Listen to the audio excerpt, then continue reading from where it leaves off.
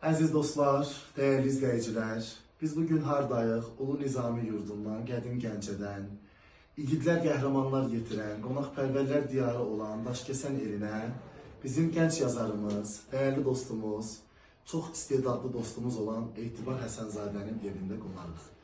Ona görə bugün Etibarın evinə üz tutduq ki, Etibarın ürəyi qəlbi Azərbaycanla, vətənlə, Qarabağla döyünür.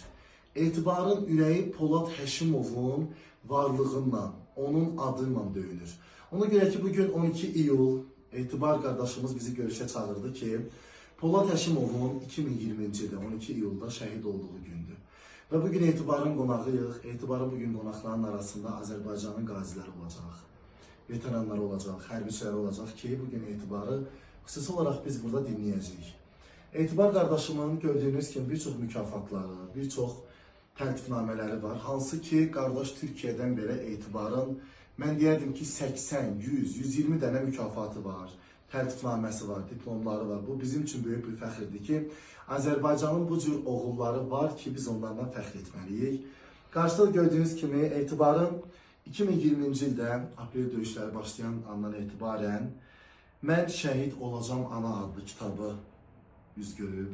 Ondan sonra 2023-cü ildə Etibar Həsənzadənin təqdimatında Vətən uğrunda kitabı ərsəyə gəlib. Və nəhayət 2025-ci ildə isə Etibar Həsənzadənin təqdimatında Zəfərlərə doğru kitab işıq üzü görüb, ictimaiyyətə təqdim olunubdur. Hansı ki, bu gördüyünüz 3 kitab və eyni zamanda bu 3 kitabdan əlavə 8 kitab, 11 kitabın müəllifidir. Hər 11 kitabın hər biri qardaş Türkiyədə bir çox qurumlarda, bir çox idarələrdə dövlət müfəttişlərinin otağında yer alır. Bu biz Azərbaycanlılar üçün çox böyük fəxir yeridir. Etibar, sənə uğurlar arzulayıram.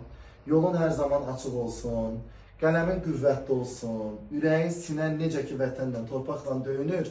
Bundan sonra bir 50, 60 ildə vətənlə döyünsün inşallah. Sən yaz, biz oxucular da, jurnalistlər də, aparıcılar da sənin qələmindən bəhrələnək, sənin qələmini bütün dünyaya tanımaq. Çox sağ olun, minnətdaram. Mən də öz növbəmdə bugün tədbirimi gözəl şəkildə aparıb və idarə edəcək olan aparıcımız Pərviz bəyə minnətdarlığımı bildirirəm. Və ümid edirəm ki, bu 3 kitabın təqdimatı Pərviz bəyin idarə etməsiyle daha da uğurlu olacaq, daha da bir çox uğurlara imza atacaq inşallah. Var olun. Uğurların bol olsun. Mən sənə və sənin gözəl anana dərin təşəkkür edirəm ki, seçim edib bizi dəvət etmişsiniz. Bax, biz də sənin yanındayıq. Çox sağ olun. Birazdan başqa Polad Həşimova da Allah'tan rəhmət diləyirəm. İnşallah. Allah bütün şəhidlərimizə rəhmət eləsin, qazilərimizə can sağlığı versin.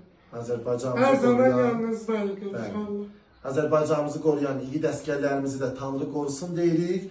Buradan da bu video münasibətilə, bu video vasitəsilə bütün Azərbaycan oğullarını ürəkdən salamlayırıq. Çünki videomuz inşallah Etibar Həsənzadənin şəxsi YouTube platformasında yerləşdiriləcək və bunu bütün Azərbaycan ictimaiyyəti izləyəcək, izləmədə qalın.